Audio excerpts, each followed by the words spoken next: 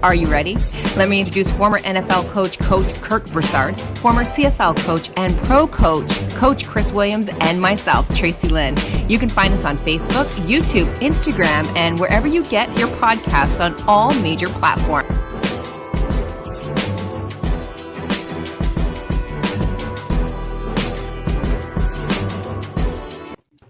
Good evening. It is Friday night. I know this is a big surprise for everybody who is tuning in right now and seeing us live. It is Friday.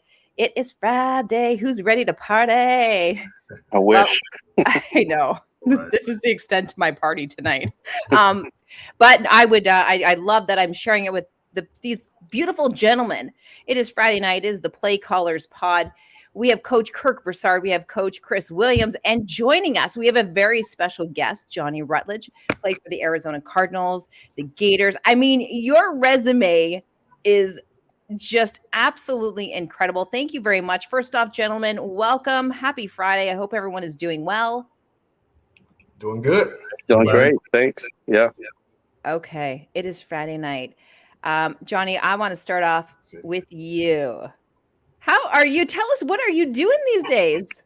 I mean, man, since I finished playing way back in 2005, I had to pay my mom back by going to school. So, I had to go back and get my bachelor's, master's, specialist degree. So now I'm teaching, coaching. For me, I'm writing books as well, children's books. So I've been staying busy. I just been keeping up with all my kids and just doing those type of things. Oh, I love your writing books. You're going to have to give us all the links for everything, and we will post it. Okay. For you, for sure. Gentlemen, how are you doing? Coach Kirk Broussard, Coach Chris Williams. Doing excellent. Excellent. Friday night. Excited. Mm-hmm. Hey, I'm ready. I'm ready for the playoffs. Okay, but before we get to NFL, we had quite the discussion on Monday night. College football. I watched it. You guys know I was into it. We were on our text messages. Georgia, Alabama. Gentlemen, do you have any final takeaways from that game? Not that I want to put salt in any wounds tonight, but I know one of you guys are happy. None of us are happy. Yeah, Coach Williams' team lost, and Johnny and I, we hate Georgia. That's right. But I will say this. By me being in Georgia, living here, listening to the radio shows. So I've been following the team kind of closely. This was probably the best Georgia team that they've had in a while. Our defense was special. The quarterback was a manager. But that defense was special, and that really led the way. Mm-hmm. It was a good game. Gentlemen, you have to admit, Alabama was favored to win. We were expecting them to win. And then all of a sudden it was like, bam, who's this that showed up on the field? The emotion that was on the field on Monday night, you have to admit. They showed up, they wanted to win, and they did. Yeah. That's right. Well, both teams are loaded with talent. Both teams have been top 3 in recruiting the last 5 to 6 years. And Georgia, they're at that point where those 4 and 5 stars they've been getting have matured and they're ready for the big stage. And that team, they're going to lose a lot. Everybody's jumping to the NFL. That team was loaded. Oh, yeah. But my question mark was, could Bryce Young, overshadow or beat out, what Stetson Bennett could put up? Stetson Bennett played the game of his life. I was surprised. He made some really big throws in that game. He struggled a little bit, but he made some really big throws, and he did enough to win the game. And he's probably going to go down as a Georgia football legend, from walk-on to Georgia football legend. That's crazy. With all the pretty good quarterbacks Georgia has had, Aaron Murray and was it Matthew Stafford? And this is the guy that actually brings a national championship to Georgia after 40 plus years. That's crazy. So exciting game. I'm disappointed. I want Alabama to win, but it's all good. Yeah. You know what? I as a lifelong Alabama fan, I was disappointed that we lost. Right? I was thinking that Saban was going to bring another one home, but after I got over the disappointment after the game, I started thinking about it from the coaching side of things. And, I was actually happy for Kirby Smart, because when you think about it from a coaching standpoint, I don't know if Smart could have taken another big game loss, without ending up with a whole bunch of, naysayers starting to swell in Georgia. So when you're thinking about another coach and you're thinking about, what his legacy is going to be, I'm thinking this was the time for that to happen for him, because I'm not sure it would have, if it had gone the other way, I'm not sure it would have worked out. Yeah. Yeah, it was good on Monday night. Yeah. He would have gotten a lot of backlash. Yeah, but that's not like they were going to get rid of him. They're better than they've ever been. You know, not saying he would have gotten fired, but just the belief in Kirby Smart, I think, would have been shaken a little bit. So you're right. Yeah, and I mean, and we're not seeing this from a player standpoint. Mm-hmm. The same thing happened with us back in 1996 playing Florida State. Florida State beat us during the year. Then we had that second chance to play them in the bowl game for the title. I mean, these players have pride. So it's hard to beat a team twice. I mean, so that Georgia team came in ready to play, and they were good that night. Yeah. Hey, speaking of that, Johnny, what was different about that? FSU got you guys during the season, and then you got them again in the Sugar Bowl. Going into that preparation for that game, was there anything different? I mean, how was Coach Spurrier? Was he different, or how did that play out? I mean, people think that teams go in and change so much. We only did two things. We went shotgun, and then from our standpoint, all we did was go from an over defense to an odd front. I mean, and I mean, all the coverage is the same. But that was it. Those are two things. Wow. Mm-hmm. Yeah, you either went to bed Monday night happy or you went to bed angry because you lost a bet. Yeah. It didn't matter if you liked who was playing or not. Yeah. A lot of people had to pay up either before they went to bed Monday or first thing on Tuesday morning. Hey, first championship in Georgia after 40 years. They're partying. Yeah. 41. They partying. 41 years. They partying hard in Athens. That's crazy. They definitely did. Okay, so I know we're here to talk about NFL. And again, thank you very much, Johnny, for joining our panel tonight for the Play Callers Pod. If you're watching and you would like to chime in, or if you have a question for any of the gentlemen tonight, please just post it. We will get to it as soon as possible. If you are watching this on a repeat, because we are off the live, still post, and the gentleman will get back to you. I know we're talking about the games, but before I get to what your predictions are for the games, the very few games that we have left, it's a bittersweet time of year. Did you guys hear about this article that is making a huge headline? I feel like I was bringing it up before we went live. All of a sudden we went live and you guys only got like a part of what I was saying. So I'm sure you're probably wondering what I meant. So ESPN analyst recommends NFL players take Viagra before cold games. Now, if you were playing on the field, Johnny, Kirk, Chris, sideline, it doesn't matter. I want to know about this. So Bart Scott, a former NFL player as well, he is recommending that they take Viagra because it will get the circulation going right and they won't feel those extreme temperatures. I don't know, one, if that is the case, but I know that Viagra was originally used as a heart medication because it was good for the heart to get it going and pumping and get things circulating. Yeah, I mean, traditionally we think of Viagra as being like something else. It gets you going, happy and excited. I don't understand what Bart's saying. Is this a joke? What are your thoughts on this? I think that could be dangerous because if you wear a cup and you take Viagra.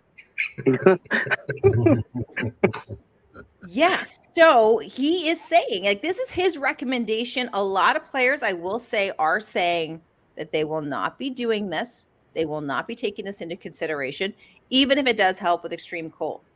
But he says, he swears, and he's quoted as saying, "I swear I'm not trying to be funny." Now, Johnny, you were telling us that he could be funny. I mean, I personally know Bart, but I think he's serious. But me personally, I wouldn't do it. I mean, I couldn't imagine trying to go out and play a playoff game under those circumstances, right? I mean, but but guys have played in the cold weather like all year long. But so I couldn't imagine doing that. Me personally, I wouldn't do it. Yeah. Interesting comment though. So maybe since you are friends with Bart, maybe he can clarify. Maybe he can give us a quote as to why he recommends this. Right. Because our temperatures here, I'm near Toronto. Our temperatures in my world, it's going to feel like minus 28 tonight. Wow. So you guys do the conversion for the Americans that are watching. So I Good mean, Lord. I'm not popping any Viagra just to keep warm. Anyways, that was making a headline, so I wanted to ask what your thoughts were on that. But we can go on to the next one, of course. Johnny, these are the kind of stories you know when Tracy's single. These are the kind of stories that she recognizes. Hey, but you know what? You're right. The more single she becomes, we get more of these stories. You're exactly right. Art When she- went to the when you news had a on this boo, one. When you had a boo, we didn't get these stories. Just, Yeah. okay, so we'll move along. Okay, so big headline. We have a big weekend, big day tomorrow. Starting tomorrow, we have NFL games. So big question of the night is who are you predicting and why? I'm a straight up type of person. I'm just going to tell you who I think is going to win. I'm not really going to get into detail, but it's not about me here tonight, gentlemen. So let's start off with the Raiders and the Bengals. I straight up just say Bengals. I feel like they're offensive. They're kind of unstoppable right now. They want it. But gentlemen, Johnny, we'll start with you. We'll start with the Raiders and the Bengals and Patriots and the Bills. 2 games. I would like your feedback on that right now, please. 2 games. Well, first I'll go with Cincy. I mean, I think the Raiders have had a long season. I mean, just with playing and then with all the personal things that's happening. And I think the Bengals are kind of peaking now. I mean, that young team is finally gelling. They're playing well. So I'm going to go with Cincy to beat the Raiders. And for the second game, this one was a toss-up for me, but I'm going to pick the Patriots to actually go in and win that game. Really? Yes. Yes, I am. I'm backing the Bills up, but gentlemen, are you shocked with what he is saying right now? Coach Kirk Broussard, would you like to start off? Are you shocked that he's going with the Patriots? I'm not shocked because if you know Bill Belichick, you know he's going to have the most prepared team because he's the best at what he does. Naturally you'd want to pick the Bills because they got such high offensive firepower and they got a pretty great defense as well, and they're at home, so obviously they're going to be the favorite. I just feel like I think it's going to be a close game, but I think it's the Bills' time. I've been saying the Bills all year. Yeah, I think it's the Bills' time. Playoff game. They're going to have a lot of ex-Bills showing up at this game. It's going to be a close game, but I like Buffalo in that game. And then the previous game, I think I want to go Bengals because I agree with Johnny. They are peaking right now, but I just think they're still inexperienced. And I think it's going to be a close game because it's in Cincinnati, and they are peaking. They can put up points. But for some reason, I just think the Raiders are going to come out inspired. The Raiders have a quarterback that has experience. And I think the Raiders are going to pull it off again in another close game we're going to have. Yeah, but haven't we learned, gentlemen, this far into the season, expect the unexpected? I mean, we've seen that with the teams. We saw that last weekend, where you're like, how did they do it? But they did. I mean, we've seen that. Coach Chris Williams, let's talk about Raiders, Bengals, your choice, and Patriots and Bills. Who are you going with? I'm gonna pick the Bengals on this one. I think I'm kind of with Johnny on that. Is that I think the Raiders have kind of done as much and squeezed as much out of life as they possibly could so far. You got a interim head coach. You've been through so much stuff, and just getting to the playoffs to me is a victory for them. But I think the Bengals, kind of riding a quarterback who's really starting to turn the corner. I think is a at home and what's happening with him and that passing game. I'm going to go with the Bengals on that one. And then with the Patriots and Bills, I kind of, I've been listening a little bit to some of the stories that Bill Belichick has been telling, and he's talking about how each game is different and each matchup is different when you play teams, multiple times during the season. And if I'm starting to read between those lines and look at the way he approached that last game when they went into Buffalo, I think you're going to see a totally different game plan out of that maybe Buffalo may not be prepared for. So I got a feeling that the old ball coach is going to pull that off at Buffalo. So I guess I'm going with Johnny on both of those. Okay, so the page, yeah, wow. Okay, well, when we meet back here, I can't wait to hear that I was right, and so is Coach Kirk Broussard. I'm looking forward to that one. Yeah. I don't know. I am going with Bills. I feel like this is their year. This is their moment. I just hope that they believe it too.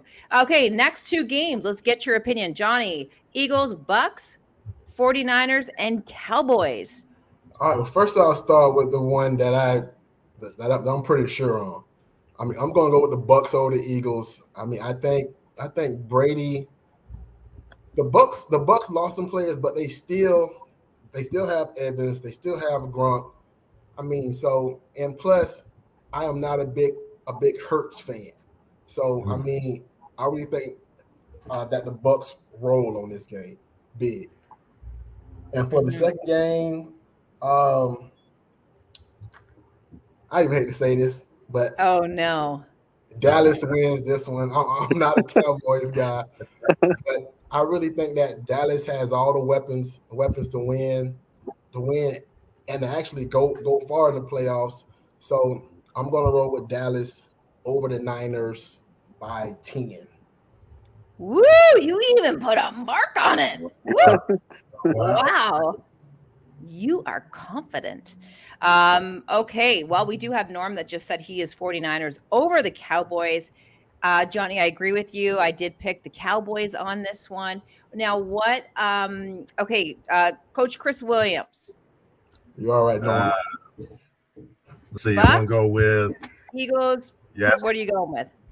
Going to Buccaneers against the Eagles. I think they have all the offensive pieces to handle that, and I think the Eagles would always be struggling in an offensive shootout with Tampa Bay. So I'm going to take Tampa Bay on that one.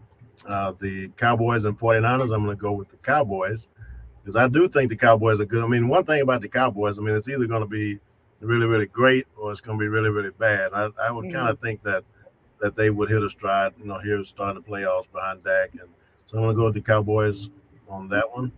And then I think the other one is the Chiefs and the Steelers, right? Yeah, we have the Steelers and the Chiefs game. I'm going to get to that in just a few moments. Okay. Right. So, yeah, I think that the Bucks are kind of like the team that we're all saying, yes, for sure, they're definitely going to win. Coach Kirk Broussard, give me your thoughts. Eagles, Bucks, 49ers, or Cowboys? Yeah, I think at this moment, Tom's at the end of his career. He has a lot of pride. He's gonna give it everything he's got. The game is in Tampa, so Philly has to travel. I don't think Philly has enough offensive firepower to keep up with Tampa, and so I think I like Tampa in this game by 2 touchdowns. Wow. So you guys are that's a pretty wide margin in a playoff game, but I think it's going to be they're going to really put it on them. Yep. 49ers, Cowboys. I just don't think the 49ers. I don't trust Garoppolo. I don't trust what they can do offensively. The Cowboys, it's in Dallas. I think that helps. I think the Cowboys know they got to get past the first round. I think Dak comes out inspired and playing hard. And I love what Dallas can do on defense, as far from a talent standpoint. So I like Dallas in that game as well. Okay. Wow. You guys are okay. Yeah. I think we can all agree pretty much on that one. If you're watching and you have a comment, please let us know. If you agree, disagree, let us know. Cowboys are due for a letdown. Norm, you're on fire tonight. On fire. Yeah. Well, like I said, every week, Come on, Norm. Up and down. You can't really predict anything. These are just what our thoughts are. This is just what we're feeling. This is our vibes tonight on this Friday night.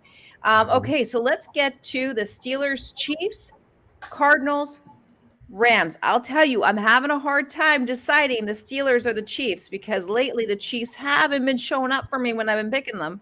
Yeah. But I did go with the Chiefs as a pick because I know this will be the week because they're hungry. They want it. They want to prove something. Mahomes is that type of guy. And I went with the Rams. So, Johnny, let's go to you. Steelers, Chiefs, Cardinals, Rams. All right. My pick for these two games, I think the Steelers limped into the playoffs, and I think that they're going to limp out. I think they're going to be one and done. So I'm going to go with the Chiefs on this one. I mean, I really still do not trust the Chiefs defense throughout the playoffs. I mean, but I will pick them to actually beat the Steelers. And for the Cardinals, by me being a Cardinal, I mean, for me, I'm going to go with Cardinals to go in and win. Really? Yes, I am. Wow. Okay. Yes, I am. You're so confident too. I like that. I like That's a good pick. Yeah. Okay, Coach Kirk Broussard. It is now to you. I like Steelers Chiefs. I like the Chiefs in a close. Well, I like the Chiefs I think it's going to be a close game because the Chiefs have been so inconsistent, like you said earlier. I know. But I don't think the Pittsburgh has enough offensive firepower to really do anything, even if the Chiefs' defensive is not clicking on all cylinders. Right.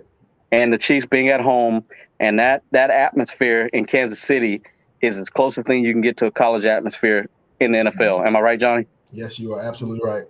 And I would say in the next game, Rams versus Cardinals, I would go Cardinals in that game because I just don't trust the Rams. They've been up and down all year. I don't trust Matthew Stafford to really be effective in the playoffs. Obviously, the Rams have all the weapons, but I think Kyler Murray is just really hard to stop when he's on top of his game. So I'm gonna go Cardinals. Okay. Wow. Yeah, we have Tristan that's chiming in right now. He says Chiefs will not cover the spread. Every year there is a team that overachieves. Steelers would make a hell of a Cinderella story. And you know what? Part of me almost agrees with you there, Tristan. Yeah, he's right. There's a part of me, like I wasn't expecting Steelers last weekend, but they did it. It was a good story. It was a feel-good story. Brought a little tear to my eye, and it was a happy ending to the weekend. Coach Chris Williams, what are your thoughts here? No, I'll go quick on it, but I'm gonna go strictly with my hope, right? So I'm gonna go with I just hope that our only black head coach that's left is gonna pull off a first round playoff win. I don't know that he can do it, but I am pulling for that to happen. And then you kind of would think that, maybe if Ben Roethlisberger can pull one more trick out of the hat and make something happen while he's facing an inconsistent Chiefs defense, maybe able to pull it out. So that's just me being a Mike Tomlin fan, hoping that Pittsburgh would win that. So I'm going to pick Pittsburgh. And then, I'm a big Kyler Murray fan. I mean, Kyler Murray is that little dude is a winner, man. He's been a winner. Yeah, a winning special kid for a long time. And I just see that kid in a playoff situation. He's got all his pieces around him. I mean, I think he's going to be hard to stop. And so I'm going to go with Arizona on that last one. Okay. Wow. Okay. So we're pretty. If he was 6'2", he'd be the greatest quarterback we've ever seen. Yeah. Oh man. Yeah. But size doesn't matter. I think it matters, but I think he's able to overcome it. But I think if he had extra height, that would help him out even more. I think playing big is just the main thing. The mentality of him is big. No.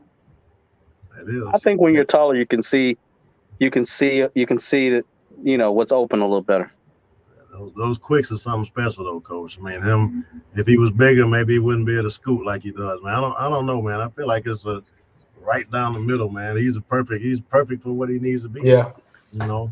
Yeah, for that offense, he is perfect. Mm-hmm. No, well, we have Tristan saying if Murray was 6 feet, he'd play baseball. Well, there's a lot of football players that do play baseball or have made the switch over to baseball. Well, Kyler Murray is like a first-round pick or something like that. Yeah, in baseball. He was. Yeah. Tebow played. I don't think he's still playing. I think he kind of gave it up right now, but yeah. Try it. He did. I like him. I like him. He's very inspiring. Okay, so let's move along. I want to know, I want you guys to rank rookies for me. Mm-hmm. Johnny, the floor is yours. The floor is mine. Okay, for my top 5 rookies of the year, I will start off with number 5. I didn't like this pick, the pick during the draft, but during the season, this kid played well. He showed up, and I gotta go with Mac Jones at 5. For my 4th pick, this kid had over 1,000 yards receiving, and he played well. So I got to go with Kyle Pitts from the Falcons at 4. And my next pick, I really think before it's all said and done, this guy would have a gold jacket. Sewell from the Lions, left tackle. I mean, he had an excellent year. So I got to go with Sewell. Yeah. And number 2, all this guy did was catch touchdowns for long yards. So Chase from the Bengals, Jamar Chase. And for number 1, I have to go with that guy. No, he's not Lawrence Taylor, but he is pretty darn good. You know what I'm saying? Pearson from Dallas, Michael Pearson. Yep. Michael Parsons. Parsons. I'm sorry. Yeah, Micah. The top 5. All right, that's my 5. That is your 5. Okay, Coach Kirk Broussard, who are you going with for your top rookies? Top rookies, I would go in no particular. Well, let's see. I probably would go Sewell at 5. I would go Waddle at 4. I would go. I think I'm just gonna give him an honorary mention. I'm gonna break my ranks a little bit, but I think if Kadarius Toney would have got the ball more, he could easily be in the top 5. I don't think they used him that well, but I would go. Kyle Pitts at 3. I would go.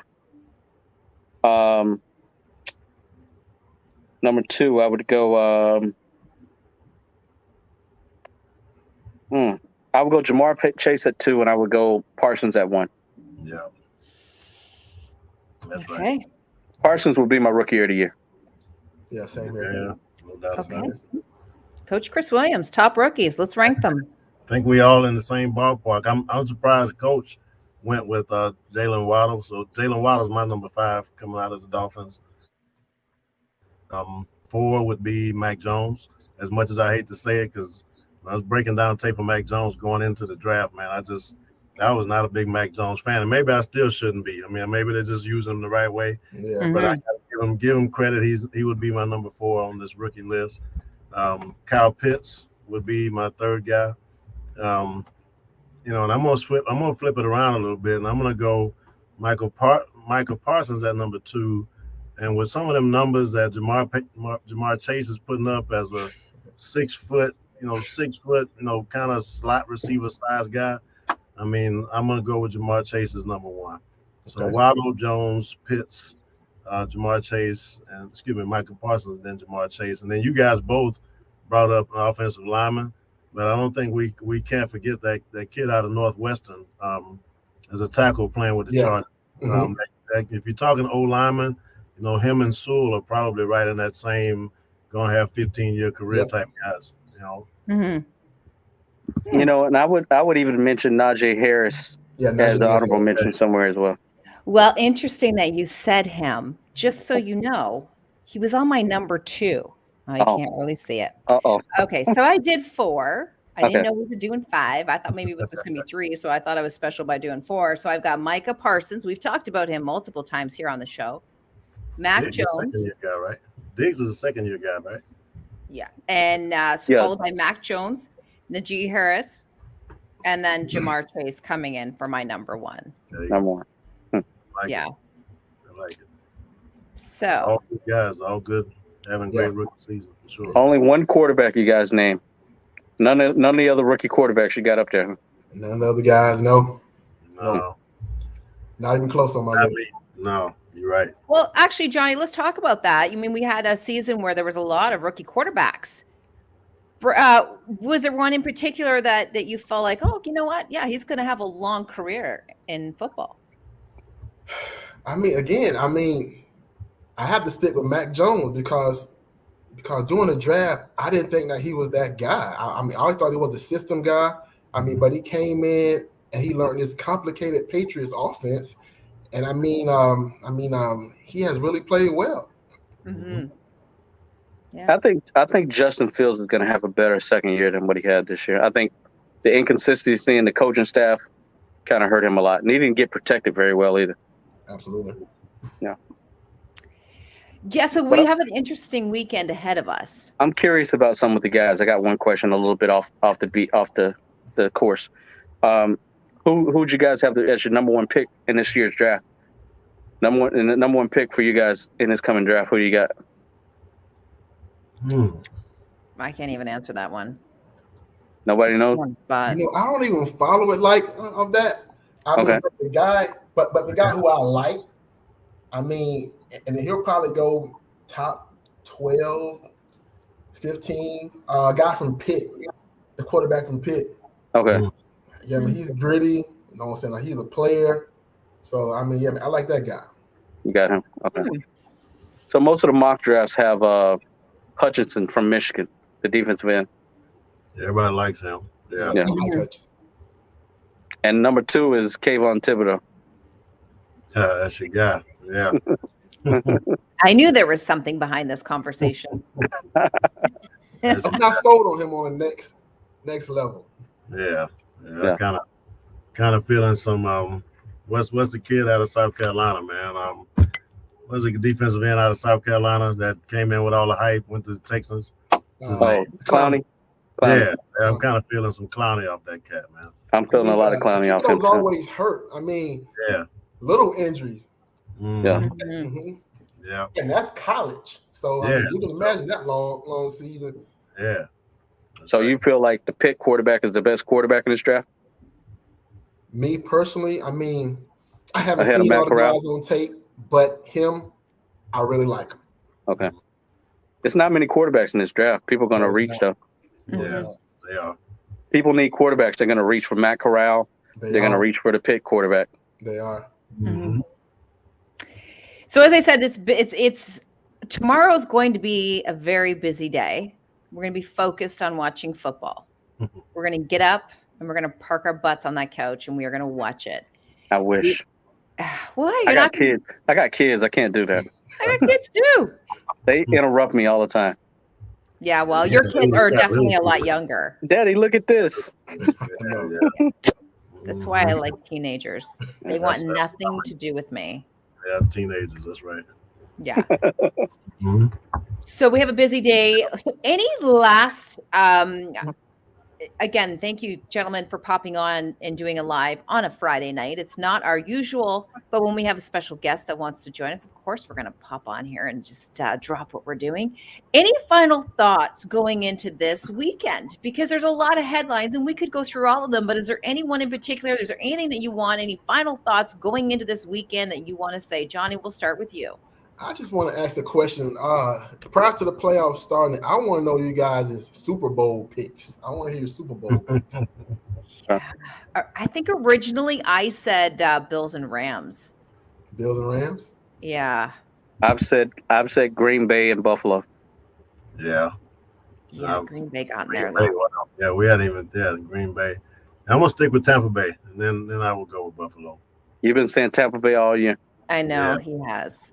It's hard to predict. Yes, you say Tampa and Buffalo? Yeah. If I had to put money on a bet, I would go Tampa and Buffalo. Okay. Yeah. All right, but Johnny, I said this. If Buffalo wins the Super Bowl, after all the heartache Buffalo has had to go through to win a Super Bowl, the 3 appearances in a row, Kelly didn't get one, Thurman Thomas. I said everybody ever affiliated with the Bills organization should be able to get a ring. Yes, Kirk. Brandon Spikes, everybody. Yeah, I mean, especially with the Norwood miss.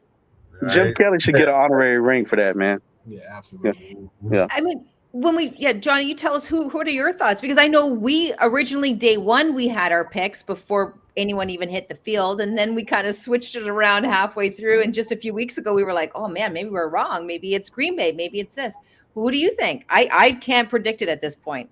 Okay, my picks. I'm going to go with Green Bay, and I'm going to pick Kansas City to make it through the playoffs somehow to make it back there.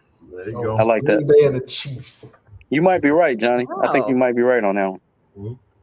They got to catch fire, though, man. They've been that defense. Yeah. I can't pick a team with a defense that bad to win the Super Bowl. I think they're going to limp in there, man. Just going to make it through somehow. They're going to make it there. Mm-hmm. Yeah. And they got a lot of talent on the defensive side of the ball. I don't get it. Absolutely. Maybe they need a new defensive coordinator or something. Mm-hmm. They got talent in this. They got talent at safety. They got talent at linebacker. That rookie linebacker they picked, Nick, the kid from Missouri. I can't think of his last name. He's a future Hall of Famer. He's got a nose for the football. I guarantee he's leading the NFL in tackles if he's not top 3. So, Nick Bolton led the league in tackles for the Falcons. I think that's his name. Olekin, something like that. 54. Okay. Yeah. Yeah, but he had like 192 tackles. Yeah. Wow. Yeah. Mm-hmm. I don't know. I feel like nothing. You can't predict anything. When you think the guys are going to show up. The Super Bowl's in LA. Are y'all going? I'm on a travel ban. Why'd you have to bring it up? I forgot about that. Second year in a row, I can't travel because of this friggin' virus. Yeah. I may have to take my chances. Nick Bolton. Yeah. Maybe if you guys go, you're going to have to go live with me so I feel like they're there. Yeah. That's right. Okay, gentlemen. Any last thoughts on this week? I got one. Well, I got a question for Johnny off subject. I like to ask every guy that I know who played at a high level. You know, I like to tell people, you know, I played Division I college football. That was 5% of us get to come off the high school level and do that, right? Mm-hmm. And then when I see a guy that went through the college system and gets drafted in the second round, and you know, do you ever look back and realize and just kind of bask in it all that I was one of the 1% of human beings to do something at this level? I mean, does that ever sink into you at all as you move through life? Now I do. Mm-hmm. I mean, during my playing days, I mean, you always hear people talk about the journey process. Mm-hmm. So you don't have time to really think about those things because you're trying to keep your job. Mm-hmm. So, I mean, now, that was an excellent journey for me, man. Just being a kid from Belgrade, Florida, seeing guys make it from my hometown, and then for me just to be able to do that same thing. I mean, man, that was huge for me. I mean, that was a lifelong dream. Mm-hmm. Mm-hmm. I can imagine. I don't know sometimes if guys realize how special that is to just get through the door at that type of level, man. That's amazing. I can only imagine what that's like to walk through life knowing that you accomplished that. That's got to be amazing. Yeah, I mean, but the thing is, you don't really think about it till like years later. Mm-hmm. I get it. Hey, Johnny, at what point, you know, at what point did you feel like I could make it? I'm about to be an NFL player. When did that register? When did it register where you had the confidence to know it was going to happen? High school, middle school? Huh? Was it middle school, high school, where people like, man, you could be a pro? Well, you know, I was always hearing it. High school, I mean, because I was already 6'2", 225 pounds then. So I already had the size. But, I mean, there's so many things that go into it, just staying healthy and, I mean, just all that type of stuff. So, I mean, by like my sophomore year of college, I was like, you know what? Right, you really do have a shot at this now. So, yeah, sophomore year of college. Okay. What was that defining moment when you knew, like, hey, I'm pretty good at this? Like, football is it. I mean, I was starting at Florida. I mean, then we were number 1 in the country. I mean, so we were beating all the Bamas and the Florida States. So I was already playing at a high level. So I was like, if I could just stay healthy, I already knew that I would have a shot at it. Mm-hmm. That's all I wanted. That's just a shot. How did you get introduced, though, to football? Again, I mean, I'm from Belgrade, Florida, and that's a hotbed for high school football. Mm-hmm. So from the age of maybe 5 or 6, I mean, that was in my blood, my veins, just to be on that field playing. I mean, and in Florida, it's always warm, so we always played. So, I mean, so at a young age, I fell in love with the game. Yeah. Hey, Johnny, you shared a story with me once about your recruitment with Spurrier, and I don't want to give it away. I want you to tell a story. I just want you to share what you told him when he came to recruit you. Which one? Yeah. Spurrier said so much. Yeah. Spurrier said so much. But one of the things that I can vividly remember, Coach Spurrier came in my house and he said, "You can go to all these schools, but you won't beat me." So I said, "You know what, Coach? I am gonna come to Florida. You know what I'm saying? I'll just to win." Yeah. 6'2" playing two. But you told me once where you said he came to recruit you, and you said, "Don't even waste your time with me. Go ahead and recruit somebody else because I'm going to Florida." Because you got to remember, again, I'm from Bel Air, Florida, and mostly everybody that left there went to Florida. So I mean, you had Fred Taylor, Lewis Oliver, Jimmy Spencer, Rodney Weston. I mean, you have a list of about 12 guys. So I knew everything had lined up for me as far as playing. Linebackers were leaving, so I knew I had a shot. So I told Coach, I'm like, "Coach, don't even come." I'm saying, "I'm coming to Florida." I mean, but the thing is, Coach actually came still. So, yep, that's what's up. That's crazy.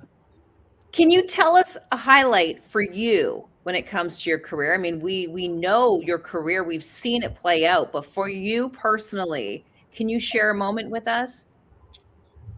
I mean, I've been asked that question before, but there's not one moment. I mean, I can actually go back to the whole journey of it, from being in the 8th grade, playing what was I playing? Defensive tackle. I mean, I didn't know what I was doing, but I mean, just that journey and having coaches actually teach me the game at a young age. When I was 16, I mean, I already knew what an overfront was, an underfront, an odd front, strength and weaknesses of cover 3, cover 4. So just to have all those guys teach me those things, it's like players don't make it.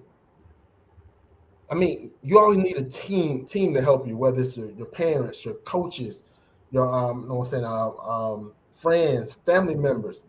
I mean, so it was the whole journey of it. Mm-hmm. That was special. Get it. There's no one moment. No, I mean, I was just curious if there was one moment that you held really dear to your heart. Now, you write books now. Mm-hmm. Can you tell us about the children's book, what the type of books and maybe what they're about? Tell us a little bit more about this, because I'm really intrigued that you're a writer, you're an author. Okay, all right. So this is how this all started. Yeah, tell me. Four daughters who I wouldn't trade them for the world, but me as a guy, I always wanted to raise a son. So we were actually reading books one night, and then the book that we were reading, I mean it sucked. So I was like, this book sucks. We gonna do something else. So it was like, "Dad, you should write a book." All right, so they kind of challenged me. I'm like, "Okay, all right, I'll do it." Did. All right, so that next day I wrote my first book, Math and Football. It's actually a story of a father and a son learning life skills through sports. So, Wow. Mm-hmm. Yeah, because you can definitely learn a lot through sports, and that's something that is encouraged through youth sports. And I know there's the controversy of what age you should start your children playing football. But I mean, that's great that you're able to communicate that through your books. And again, we will post all that information. And your daughters had challenged you. Any more challenges from your daughters, or what? What's going on? They always challenging me, keeping me busy, have me buying cars and all this type of stuff for them. So it's always a challenge. Yeah. That's good. Any other questions, gentlemen, for Johnny before we wrap up tonight? No, I appreciate him coming on last minute and blessing us with his presence. Appreciate it. Thanks for doing this, man. Appreciate it. Nice to meet you too. Hey, same here. Thank you very much, gentlemen. Johnny, thank you for being a part of the Play Callers Pod. It's been a pleasure to speak with you and meet you virtually here. And okay, let's see who wins this weekend with the proper picks. Who's going to win? I don't know. We're kind of split. So I'm very open to getting a text message saying, Tracy, you're right. Feel free to do that. But in the meantime, gentlemen, it is Friday. I hope you guys have a great weekend. Thank you for your time. And we will be back in just a few days. All right. Happy Friday. Thank you. God Have a great bless. day. Bye, gentlemen.